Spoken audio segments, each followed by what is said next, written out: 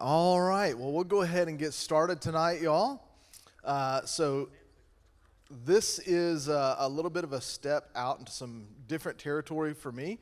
I'm trying to, as we do these Wednesday nights, do things that will be edifying and different than what Sunday morning is, right? Sunday morning is a lot of, here's an exegesis of the text, and here's an application and how it affects us, and it's meant to be kind of a spur forward to go and do likewise, and kind of that's the point and purpose of it. But we want our Wednesday nights to be a rounding out of your spiritual diet, right? So you want to take in things like maybe a deep dive book study, or do something a little more topical based, or we do something maybe gender based, or maybe a season of life based. And so we've got those things that we're fleshing out. And so what we're going to be doing in here for the next several weeks is to just be telling stories. That's my desire. I want to tell stories and learn stories. I have heard throughout my life that if you want to grow as a Christian and be spurred on towards spiritual growth, read spiritual biographies. Read biographies of Christians, whether it be somebody who was a missionary, or someone who was a pastor, or a pastor's wife, or a Sunday school teacher, or the little old lady who supported missionaries, or whether it be somebody who was a philosopher who debated things on the floor to help form the Bible, or one of the rulers who brought Christianity to the forefront. There's lots of different stories that you can read. And I think I said like 517 was the joke that Rich has been making lately, that you're going to do 517 biographies. And then we forgot about Corrie ten Boom, who in the 1940s helped Jews escape Nazi Germany and capture herself and torture and all these other things, and thinking like, how could you leave her out? 518, right? So it's just these things stack and number. And so I thought tonight maybe we would do one that's a little bit more contemporary, right? So more contemporary stories. We're just going to have more story to tell, right? Some of these are, especially if they're older ones, if it's, Augustine of Hippo, well, he's a great theologian who has helped establish how we phrase things like the Trinity and God amongst his people and some of these really important big concepts, but we don't know a lot about personal lives. Whereas some of these more current stories, we know a lot about them. So let's start in maybe with an easier one, and I think for me this is one that I've been wanting to do for a long time. Would be Jim and Elizabeth Elliot, really keying in on Elizabeth Elliot. So tonight we're going to talk about the story of Elizabeth Elliot because Jim honestly died at a very young age. And though his story is amazing, it is short-lived. And Elizabeth, his wife, ends up living from 1926 until 2015, almost 90 years old, and becomes one of the most prolific Christian writers and missionaries that we've ever had. She's amazing, absolutely amazing. So if you want to kind of jot some of these things down and just kind of put some anchors to hold on to, you're welcome to. I'll say that I based this off of a book named Becoming Elizabeth Elliot, written by Ellen Vaughn. It's been out for about 3 or 4 years now. Ellen is a historiographer. That's what she does. She writes biographies. And this is the first 32 years of Elizabeth Elliot's life. The back half of her life is really more spent stateside, writing books, telling stories, things of that nature. If you want to read 2 things by her, I think the best places to start would be through Gates of Splendor. This is her biography of her late husband, Jim Elliot's life, through his diaries and some of those things. And you can take her writings that she wrote with the family members of the other 4 men who died on the shores of the rivers in Ecuador. And their story is Shadow of the Almighty. And it's kind of a concerted effort, a concert of effort in that. So you don't know anything about Elizabeth Elliot. She went by Betty. She was Betty Howard, born in 1926. She was herself and her family a missionary family, but was a stateside missionary family, and a family that was, by all means, wonderful and exceptional. She had several siblings. They all lived at home. They had worship at night. They had prayer twice a day. They did devotions and Bible studies together. By all measures, she lived a wonderful, wonderful childhood. But what a lot of people say about Betty Elliot is that she was cold, and she was distant, and she was hard. She was hard to get to know. Nowadays, we call those people introverts, right? And we understand that, and we kind of make some concessions for that. And we realize, oh, that's just the way God made them. Whereas some people are extroverts, right? They live out loud, and they're energized by people. And she had a long time where she really felt guilty about how God made her and how she was made up. But her becoming Elisabeth Elliot's story that we find in especially this biography by Ellen Vaughn is about how she became the legend of the woman that she became, she came to be. You don't have you don't, like Chuck Colson's prison ministry that he started eventually becomes her ministry, right? It becomes her mouthpiece and her tool of the women's portion of that. What we have later of Revive Our Hearts ministry is by Nancy Lee DeMoss Wolgemuth, and it's one of the premier women's outreach ministries in the world today.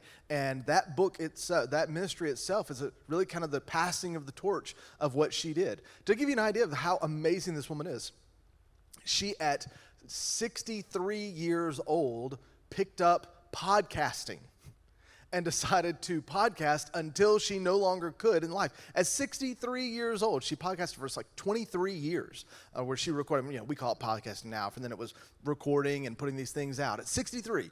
So she's got an amazing stem and an amazing story, and I look forward to sharing that with you all tonight. So she was faithful in really some incredible dramatic moments in life. And for us, I think maybe there's nowhere better to start than with one of the quotes from Ellen Vaughn about her life. For Elisabeth, as for all of us, the most dramatic chapters may well be less objectionable than the daily faithfulness that traces the brave ordinary. Elisabeth did not see herself as some heroic missionary on the jungle of Ecuador or with the Colorado people on the west side of Ecuador. She didn't see herself as some Westminster student who was pious amongst all belief and super special and entitled. She merely saw herself as a instrument to be used by God. So, how does Elisabeth Elliot's surrender to the sovereignty of God inspire us to initiate gospel conversations like we've been talking about and trusting God with outcomes rather than our preferences? For her, it was that she was raised in a household where maybe she didn't always get along with her mom. She butted heads with her like many of us do. And she had a relatively familiar relationship with her father, but nothing incredibly close. So that as she moved away, she kind of had a relationship with a mom who was constantly asking, why don't you love me more? Why don't you write me more letters? Don't you even care about your family? And she was made to constantly feel like she was doing something wrong as a daughter and a child. But as she grew and as she began to build more friendships and bud more in that, we see her begin to be influenced by certain people that were present in her life. I told you guys about John and Betty Stam, who were missionaries, Betty in particular, who came into Elisabeth Elliot's home as a child and shared the gospel with them and shared meals with them and ate with them at their table and spent time with their family and then go across into the Eastern Hemisphere and die tragically at the hands of village rebels, beheaded for the sake of Christ as they hide their 3-month-old daughter in a basket where she's later found and taken care of. These are the heroes of the faith for her. She was unbelievably influenced by Amy Carmichael, who simply called life lived for Christ a chance to die for him. We're going to do Amy Carmichael later, so I don't want to tread on that too much. But Elisabeth Elliot writes the quintessential biography for Amy Carmichael's life. She was incredibly influential in what she was doing in going out into the gospel ministry, leading in student ministries at Wheaton College, where she attended. She and Jim Elliot both, who would eventually become her husband, with their siblings. Her younger brother, who is 3 years younger than her, was very, very good friends with her late husband Jim as they were in school, and both of them were trying to sense God's call in their life. She and Jim both were trying to embrace a life of singleness as they began their journey. They were embracing God's calling to what they felt like was singleness over comfort. And rather than trying to lead to a multiplication of family, they felt like their jobs were to maybe be what Paul had been called to be, single for the sake of the gospel. And so they fought that for years and years in knowing one another and dating off and on with others in high school, dating with others in college, and then later going on to the mission field. Both of them to Ecuador separately from one another and a separate calling on their hearts and working on two different sides of the country. So through her life, I think for us, we can see God's calling is not always the same path that we think it is. For Jim and Elizabeth, both at one point in time, they saw singleness, sacrificing for the kingdom of God, and being as Paul was. But as they begin to grow and love one another more, her life changed. Since her upbringing in Philadelphia, the transition to Ecuador was an extreme one. It was a place where she lived amongst peoples and learned languages. She was a gifted linguistic student. She was a linguistic studier at Wheaton and also shared that passion on the field of ministry. There's tons of stories about her that you can share, but her early mottos really shaped her ministry all throughout her, preparing her for trials. I don't know that I would say there was a point in time in which the thought of imminent death for either Elizabeth or for Jim or for their friends was not forefront on her mind. Even up until the last days when she spoke to her husband, writing in her diaries that it would be possibly the last time that she would ever see him. Her sentiment and statements on this grief and on this sadness that she never even questioned or challenged God on in her private diaries go things like this: all that grieves is for but a moment. All that pleases is for a moment. Only the eternal is important.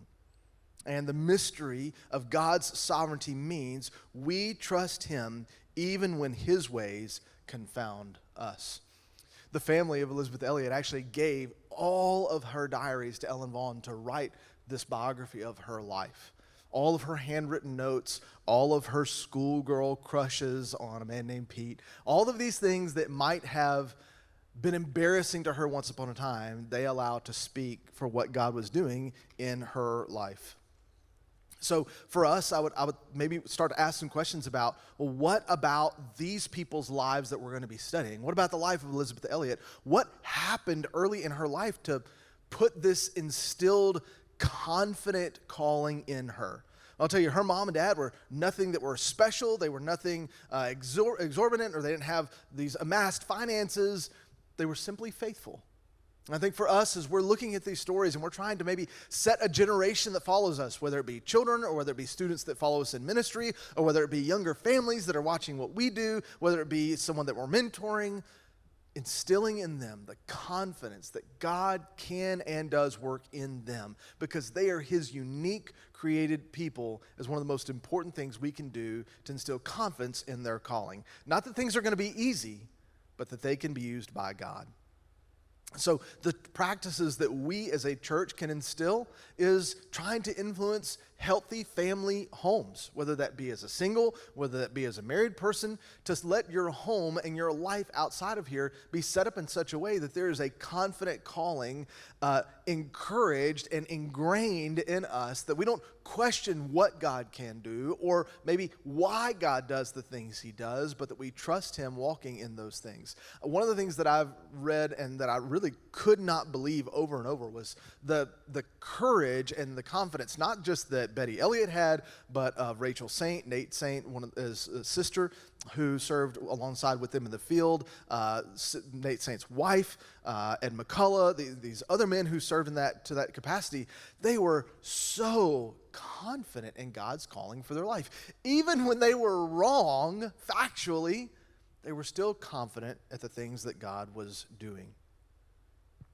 And it made me wonder, if God's confidence, or if God's sovereignty overrides my preferences or our preferences, could that potentially not be something discouraging but rather freeing instead?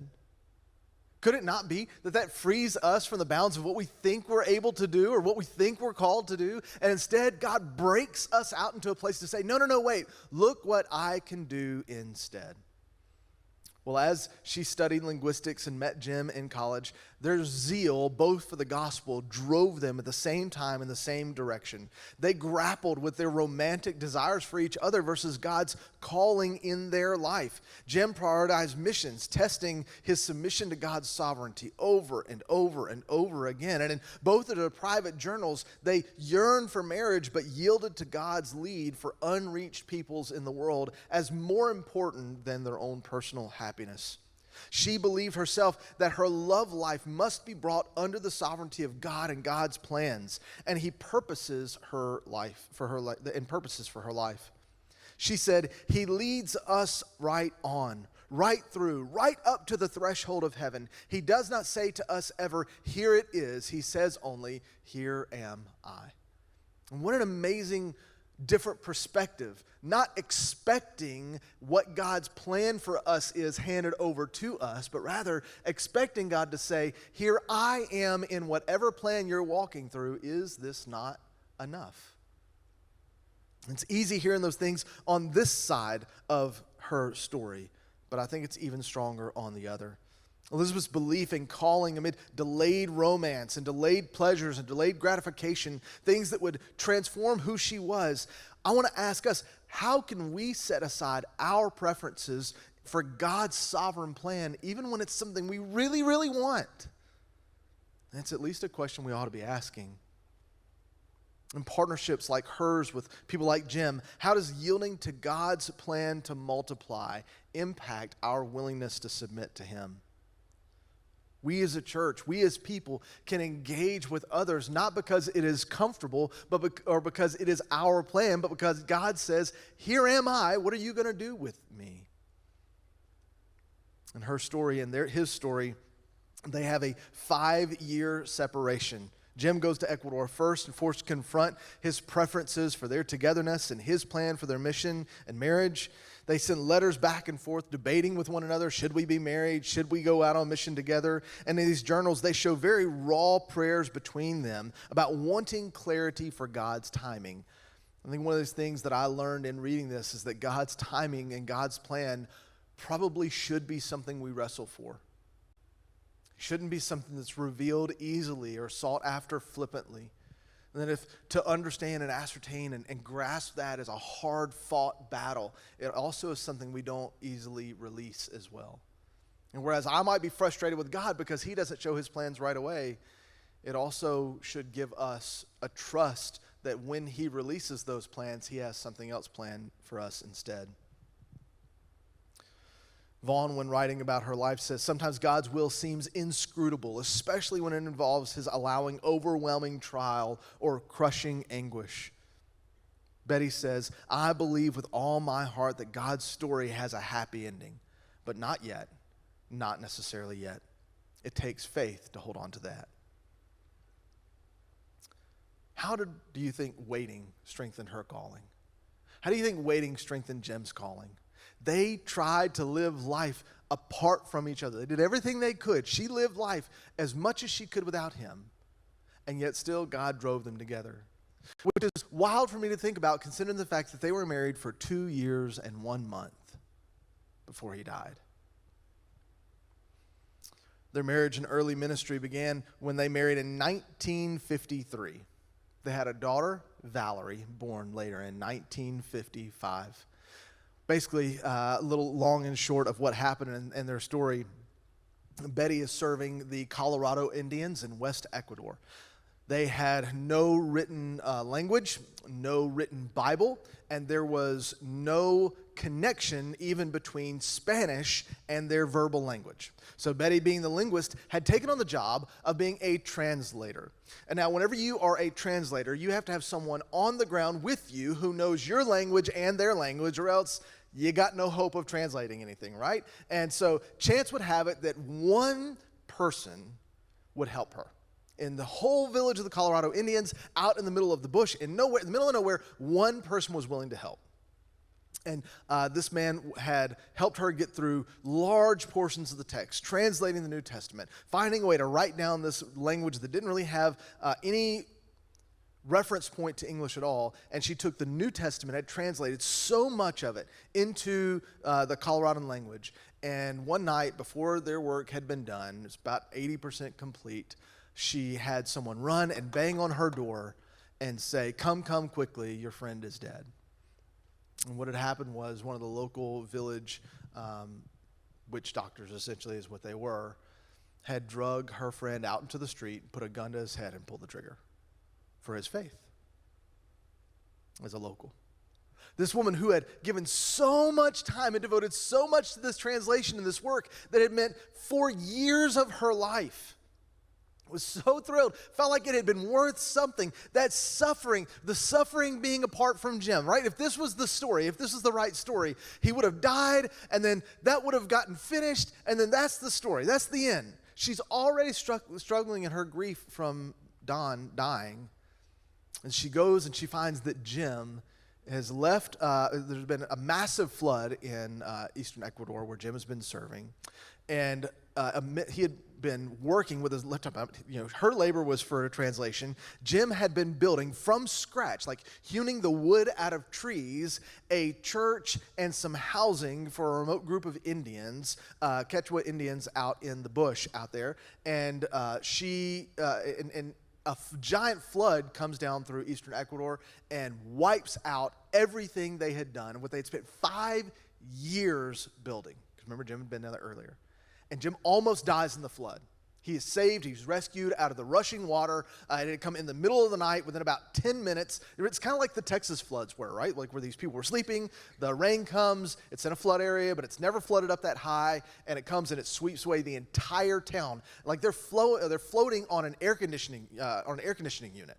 Or it was a washer. They were floating on a washer that was going down because it was hollow and had gotten upside down, and that's how they floated down the river and survived. They finally get pulled out. Jim survives. He immediately jumps on a boat, sends message to get word to Betty that he wants to meet her. She takes a 12-hour ride on horseback through the forest, which would be a very regular theme for her life, and meets him in the city, where he then proposes to her on the spot. What an amazing story, right? And while she's gone, her bag has been packed, and it's actually her belongings because she had an idea he was going to propose. She had packed them up before she left, and as people were loading up some of her luggage while she was with Jim, hours and hours away, the story goes that all of her work, right? So this is all her stuff. All of her work that she had spent 4 years had cost the life of her friend was stolen off the back of a truck and never recovered. Talk about feeling like your life has been wasted. What in the world was she supposed to do? She had been obedient to God all the way up to this point. But she had an unyielding, passionate desire to win souls for Christ. She would reminisce constantly on the fact that, and quote, "We are all on the journey of becoming." She knew that she was becoming who God was wanting to make her to be. But in her mind, her marriage, her daughter, her husband, that they would work together and they would die together for the glory of God. But they still had this amazing confidence that, right, that God was going to make that suitcase appear. And she said that for a long time she wrote down, I know that God is going to bring it back. God would not allow this to go to waste. God would not allow my pain to be wasted. But it never showed back up. So, is her calling wasted? Was the pain wasted? From a worldly perspective, yes. But the next season of her life would make that pale in comparison.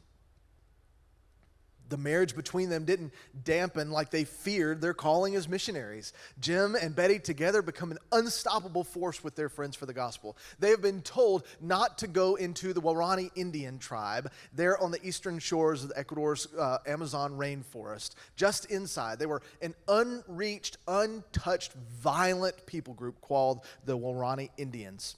Jim had shared his preference for a long life with his sweet bride, but knew that they were called to an extreme calling of reaching this people group. They were told by locals, do not go speak to them, do not go reach them. They are a violent tribe. They were known especially for spearing their enemies. They were known for spearing people over small disputes. Their language was completely unique and no one spoke it. No one spoke it who spoke Spanish. No one spoke it who even lived amongst their people. No one had escaped the Waorani tribe. Journals from her reveal her grief and their grief over not being able to get in to see the Waorani Indians, not being able to allow their story to be shared, not to be able to go and share the gospel with them. And so this group of people, Jim Elliott, Nate Saint, Ed McCullough, Pete, and Roger, all decide with their spouses and their kids. Between them, they had 8 children. very, very young children, Valerie included. Nate Saint had 3 kids of his own. And Nate's sister Rachel was with them, and Nate was a pilot and had a Piper airplane. And what they would do is they had this untested way of reaching the Waorani people. So because they knew they couldn't communicate with them verbally, they began to fly the plane over where they knew they were in the jungle from a high enough height that they could drop a bucket and do circles, and the bucket wouldn't move. So they would get kind of going in a circle and start to drop the bucket down, and the bucket would eventually center on one point, and they would drop down from it supplies like hatchets and food and Bibles and clothes and things of that nature, things to show they were friendly. Back in the village, they discovered a young lady who had grown up around the Waorani tribe and had escaped when all of her family had been massacred, and she was the one who makes it out alive. And so while they're kind of dropping in supplies and starting this guerrilla campaign to reach the people group, they're finally starting to learn some language from this girl. The problem is she's young, and she had come out of the Waorani tribe as a 12-year-old. Now, I don't know how many 12-year-olds you know, but especially uneducated, untaught 12-year-olds who had never been to school, what kind of grasp do they have of language? Not great, right? So things like friend and enemy could possibly easily get confused. Or maybe or we love you gets miscommunicated between what love means. And they learn their Waorani from her. And so while they're trying to communicate and they're dropping things down, they're sending messages, they begin to see movement, and the tribe begins to respond. And the tribe sends up to them things like a spear and a monkey, a dead monkey, not a live monkey, a dead monkey, and some of their tribal clothing, and fruits and vegetables and things that show they're friends. So they decide it's about time that they get down on the ground, and so they build there on the ground an encampment with a 35-foot tall tree house and a shoreline kind of where they could come in, and Nate Saint could land the little Piper airplane on a sandbar, and that they could set up camp. So they get in, and for many weeks they build this tree house against the recommendations of their mission sending organizations. And while building it and while serving the Waorani, they are shouting out in the jungle these words that they've learned from this young lady that they know to somewhat be in the same language, and they're hoping they're saying friend and love and peace amongst them, that they're getting just some message through. Well, one day, an older lady and a young lady fall out into the river. And kind of they hear a man call out of the jungle, and 2 ladies fall out into the river, and it's on Jim's kind of watch, and he wades out of the river and helps bring them across, and they begin to bring to the fire, and they feed them, and they have positive interaction, and they learn to love them and do the best they can to communicate friendship. And it's not long until a man walks out of the forest not long after, and they sit and they basically sit around a fire all night long, unable to communicate, but clearly a friendship, a camaraderie amongst them. So they spend the night there, and when they wake up in the morning, the young man and the young woman are both gone already, and the older lady is left behind, and she eventually decides to pack her things up and go and follow after them into the jungle. They're ecstatic, right? They've made contact. They've had a positive relationship with them. So the men call back, Jim and Nate call back home, Nate especially on the plains radio, and says, we've had positive contact. This is in January, just after Christmas. And they've said, we think we've had an amazing time with them. We've shared with them. The language has worked. They've understood what we were saying. We look forward to our next interaction. So days go by. They hear nothing. And finally, Nate is flying the plane around, and in one of the clearings, he sees a movement of several Waorani people coming towards the plane to where they're sectioned. So he calls over to Rachel and to his wife and Betty and tells them that they're getting ready to have interaction. We'll call back at 4. This is early in the morning, about 9 a.m. They'll call back at 4 and let you know what happened. Well, at that time, 1956, make sure I get that date right. 1956. Life magazine was one of the most popular magazines in the world, and they had been following this story of Nate Saint and Jim Elliott and their friends reaching to this tribe. They didn't know they were there yet, but they had an idea that was their plan to eventually be there. 4 o'clock comes and they hear nothing. The night passes and they hear nothing. And now they're starting to get worried. So they send word to some government officials, U.S. government officials, that something's gone wrong. They believe there's been an accident. They believe something bad has happened, and they drum up an entire search party. It's hard to communicate what it would have meant like for them in their world and culture, but I go back to that flood story from just a couple months ago, right? That type of story, what's it do to our culture? Does it just pass by and nobody really care? No, like it captivates, right? I mean, we have these stories from time to time. I can remember Elian Gonzalez, right? The little boy that came across from Cuba and everybody was worried about what was going to happen to him. Or you hear maybe about missionaries in Africa who have been captured. And everybody prays for them and prays that something good is going to happen and come out of it. Well, this became one of those stories. Life magazine runs an article about what's happening, and the search goes on, and for days they search for Jim and Nate and Pete and Ed and Roger. And finally they find the unidentifiable body of Jim first. They identified him by his clothes, his pants, and his ID and his wallet. They'd been speared to death. And slowly, one by one, 4 of the 5 men had been speared to death. One had been chopped to pieces with a machete, and they found the lives of their beloveds extinguished.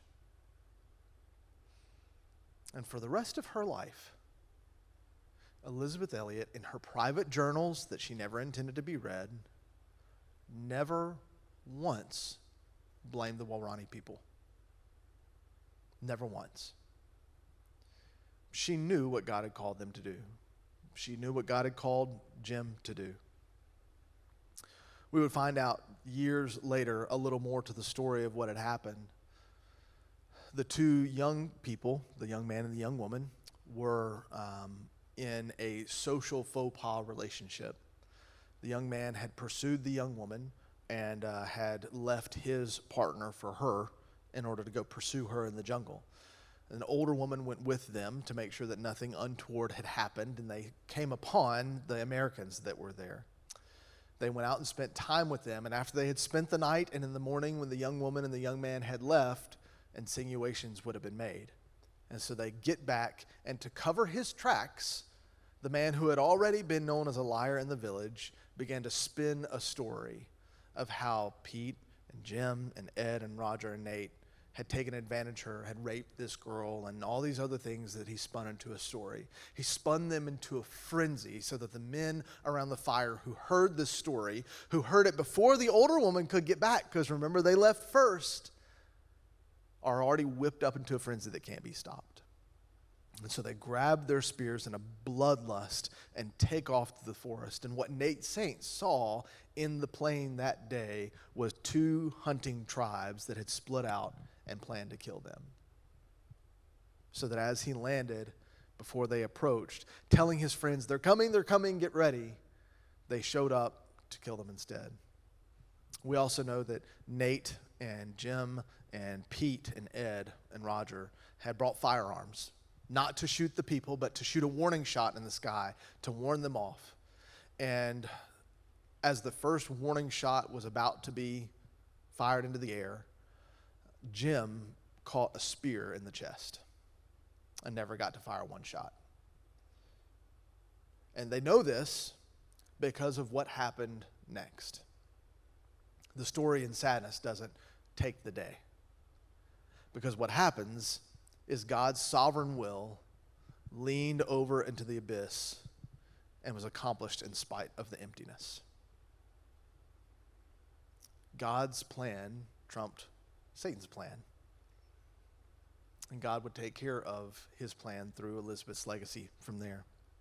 In 1958, Elizabeth, after spending several years now with, by the way, a toddler, right? This is 3 years later. You know what life is like with a 3-year-old? It's a certain kind of, what would be the word I use? Sanctification process. Okay? Just is, right? They're like a little drunk person all the time. One minute they want one thing, the next minute they want the next. They may pass out sitting straight up. They may throw up on you for no reason. You can do things that would never make them happy and do nothing that makes them ecstatic. One minute they may slap you, the next they hug you. You just never know what you're going to get. And yet, Betty Elliott decides to take her 3-year-old Valerie back to Ecuador again to see what God can do. At this point in time, they're still building conversation. They're still working with this young lady that is helping translate Waorani into Spanish and then into English for them. And she's working hand in hand with Rachel Saint, Nate's sister. Rachel was working for Wycliffe, Bible translator. She was incredibly influential in making sure that this thing got to happen. And just as the confidence in what God is doing in Betty's life becomes to be an asset for her, it begins to take shape in Rachel's life in a very contrary way. Rachel felt like God had told her very specifically and very confidently that it was her job to translate for the Waorani Indians what God was wanting to share with them in the New Testament. And they struggled and they clashed and they could not agree to agree or agree to disagree on anything. And from Betty's side of things, which is really strictly one side of the telling, she could not understand why Rachel couldn't just love her. At one point in time, she says that she could not understand how two of the most prayed for women in the world couldn't get along. And I think that may be one of the things that stuck with me more than anything else as I read this story, is that even when we make it through hard things like losing all the translation of the Colorado Indians or almost getting swept away in a flood or your spouse dying in the jungle with a people group, the thing that becomes the greatest hindrance to the gospel work, which should not all of these things have been a greater hindrance, right? Losing all of a Bible translation, the loss of 5 dads' lives, the fact that they were no longer able to speak the language, all these things that should have slowed down God's work amongst these people. Do you know what the greatest hindrance to the gospel getting in their language was? 2 Christians who couldn't get along.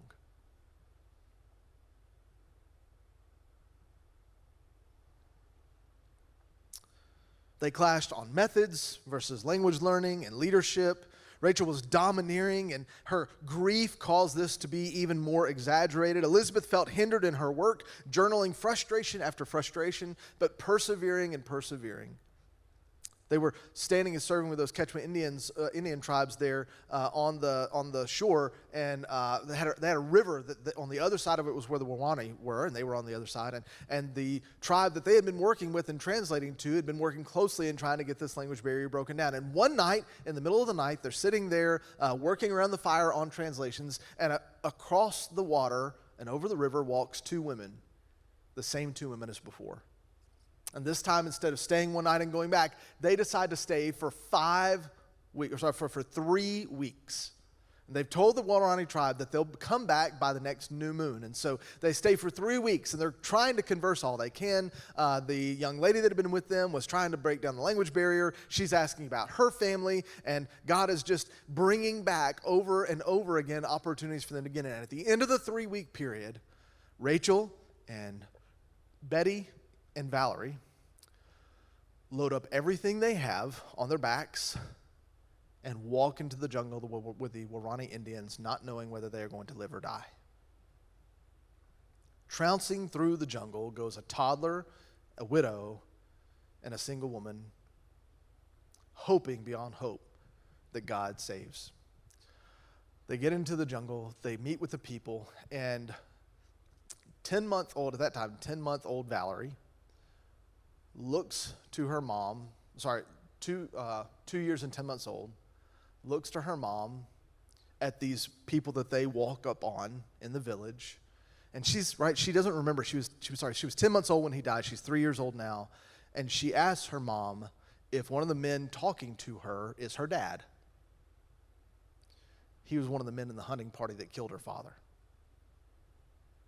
And this is what that little girl is going to grow up in. Valerie Elliott's the one who asked Ellen Vaughn to write this biography. What would have seemed impossible, would have seemed unassailable linguistically, relationally between Betty and between Rachel, would still not stop what God was going to do in their midst. The gospel begins to change and transform lives in the Waorani tribe. The very thing that they had done, they eventually find out, right? What happens with a lie? Eventually everybody finds out the truth. And they found out the truth of what had actually happened. They found out that this despicable man had lied. They spear him to death. And they accept Betty and Rachel and Valerie as their debt to their husbands. And they treat them as one of their own tribe from day one. From day one, they find them and accept the men as their own. And they live there eating bugs and monkeys and pigs and all kinds of interesting things. They break down some of the language barriers vocally. They begin to translate. And even still, out in the jungle with the Indians trying to translate, Rachel still struggles with her relationship with Betty and her own means of grief over the death of her brother. This book plunged us, as Vaughn says, into an intimate, behind-the-scenes experience of living through the reality of suffering, conflict, and utter submission to God's sovereignty. The struggle between Rachel and Betty ought to tell us that there's nothing outside of God's plan that he can use to leverage for his glory, but God often uses closed doors to open other things for us to see where he's working. Betty leaves and comes back and begins to write the story that would later become Shadow of the Almighty at that time. She works with a publisher in Boston to put these thoughts down on paper as a linguist, an English major, and an incredible writer. She would have never done that if she would have stayed with the Waorani tribe. So she writes one of the most influential missionary books of the last 75 years, maybe longer than that. She begins what would become a prolific writing ministry, penning that biography through gates of splendor that have seen, I would say, hundreds called into the mission field as a result because of what God did in their life. So no, losing the translation for the Colorado Indians was not God's plan to later find a suitcase that revealed the translation for them. No, losing her husband wasn't the plan to make sure that the translation got in the hands of the right people through her. But all those things that she did, that you would think are a story written with a storybook ending that has bad ending after bad ending. Here's the tale of the tape. Woman leaves happy family. Woman struggles over whether she should marry. Woman leaves life's work to go marry the man she loves. Man dies 2 years and 1 month after marriage with 10-month-old baby. Woman moves into jungle to live with people to see Christ known. Fails at translating work because she can't work with the sister of another man who died, and comes back home crushed. That's the story that the world would write, but it's not the story that God writes. What do we learn about risk in this? I would say that she was a woman who was willing to have great risk. She was willing to go places that were hard and do things that were hard. But I would say the risk was not so much the hard things or even the hard people. The risk was, what if God doesn't show up the way that he thinks she will? What does that do to our faith? Because she was confident God was going to give a translation to the Colorado Indians. She was confident they were going to get a chance to share with the Waorani. She was confident she was going to have a chance to translate the Bible, things that she had trained her whole life to do up to that point. And yet that wasn't God's plan. I wonder what that says for us. Is our risk contingent on God succeeding in our endeavors, or is our risk contingent on God saying, "Here I am," instead? Never seeing a moniker of earthly success. Elizabeth, later in life, would remarry again. She would marry one of the people who helped as an editor on her books, a man who would love her well, and also die after a short engagement and marriage. He died of cancer. And Elizabeth could have once again gone into her shell and walked away from Christ. But instead she continued to work, and it's in this second season of life that she starts things like international ministries and writes a good portion of her books and begins really being the pioneering mother of much of women's ministry as we know it today, and studying God's word and discipling women and growing a culture of discipleship in women in the local church. Much of that can be traced back to what she did.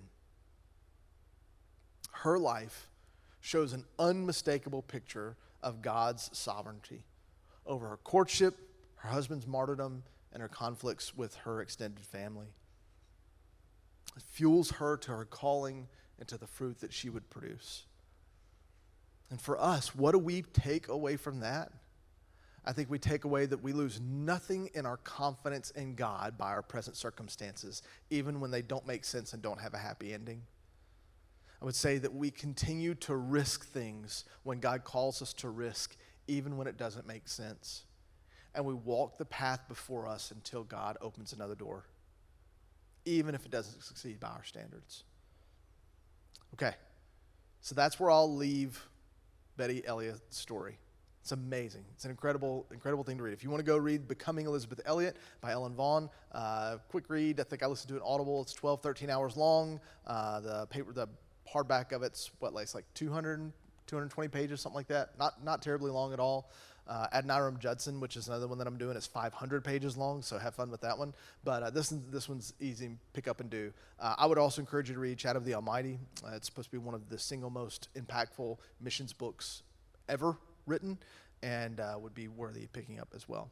What questions? Do you guys want to ask any questions about her life? I'm not like an expert at this point in time. Okay, I've read a couple of books and listened to a series of talks that she did and that biographers of her life did, but I'll answer what I can, or maybe some thoughts from that, things that you would share about, maybe through the gates of the book about their lives, Shadow of the Almighty. Sorry, there's Becoming Elizabeth Elliot, and then there's Shadow of the Almighty and Through Gates of Splendor. That's the one about Jim's life, Through Gates of Splendor. Any questions or thought or anything? Do you think God protected her with her health? She could have had malaria, all kinds of different. Did she have? No, she seems to have been relatively healthy. I mean, I think get some common jungle diseases from what I understand, some rumbly tummies and things of that nature, but she generally lived a pretty healthy life. I mean, died at 90 years old. Yeah. What came out of them living with the tribe? Several of the tribe members come to know Christ. So I don't know, do you know much about the story, Eddie? Are you asking kind of leading? Okay, yeah. So what ends up happening is most of the tribe ends up coming to know Christ, which is an amazing story in and of itself. So several of the men who were in the war party that killed Nate and Jim and Pete and Ed and Roger end up telling the story. It's how we get the story and find out what happened. They come to know Christ, and several of them travel the world telling the story about how they killed these men, took in this wife, and God saved them. So there's an amazing story of salvation and God overcoming the world and overcoming all those circumstances to see so many of them saved. Just unfortunately, it's not really a lot of Betty's story. She doesn't go back. She never lives with them again. It kind of becomes its own thing. They nationalize some missionaries that are there amongst them, and they end up doing the work and pastoring and shepherding those people. Did I get that right, Eddie? I miss anything in that? It just doesn't. It departs her life at that point. She never really goes back. It was a sad thing. Like she never had a fondness for that, after she left, which was, I read, to be a strange occurrence, right? You would think this thing that became so important for you and took up so much of your life, to see that, for me, if I saw that success, I mean, like, that's where I'm hanging my hat at the end of life, is that amazing transformation amongst those people. But for her, she had a whole life after that never looked back on that.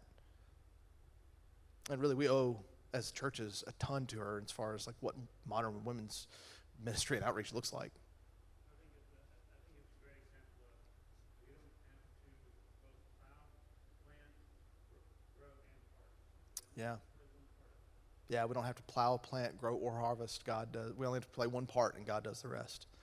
That's good. All right, Austin, I'm sure you've read about her or other missionaries more than I have. Did I mess any of that up where you would give a correction in there? No? I'm giving you permission. I know you wouldn't do that to me publicly for any other reason, but I'm totally giving you permission now. Lacey, did I get all that right for the most part? Oh, I got a thumbs up. Okay, all right. She'll correct me later. All right. So my plan is next week we're going to talk about Jonathan Edwards and David Brainerd. So David Brainerd was a man who is a missionary to the Indians, the local Indian tribes in Pennsylvania. he's got an amazing short life, short story, Life of David Brainerd, the Life and Diary of David Brainerd, written by Jonathan Edwards. It has all of his journal entries. I'm in the middle of reading it right now. The man couldn't understand how God could save him, no matter how hard he intellectually tried. It's an amazing story of how God had to break through the pride of knowledge in order to save with someone who later would go to, a tribe of Indians and die of sickness because he was in terrible health. Even be in love with Jonathan Edwards, the Great Awakening's potentially greatest pastor's daughter, in the middle of all of his fight with sickness. Sad story, but it'll be another. All of these are mostly sad. Sorry, there's just not a whole lot of man, this is an encouragement. I'll try to find some of those, but we'll do Adoniram Judson, who's in Burma and tortured for Christ, and we'll do Edwards, who dies of taking a vaccine to try to show people it's safe. Sad things, but unbelievably encouraging to know what God can do through sadness and brokenness. So. All right. I'll tell you what, let's go to the Lord in prayer and thank him for the life of saints who go before us and encourage us to move on. Lord, thank you for your grace and kindness in showing us pictures of dear gospel saints like Jim and Nate and Betty and Rachel and all these that served with them. God, I pray for me that it would be a reminder that no matter what I perceive happening in the moment and perceive successes in my mind, God, they don't shape or change what you are doing in the great work and the great tapestry of your kingdom. God, I pray that I would be submissive to that, and that we would be submissive to that, and we would walk where you open doors and paths, and that you would allow us to be some small piece of that planting and growing process, to see your incredible work here with your church body, not just in our building, but, Father, across the world as we go out on mission. It's in your name we pray. Amen. You guys are dismissed. If you enjoyed tonight, bring somebody next week. Tell somebody, invite somebody. I hope that was enjoyable.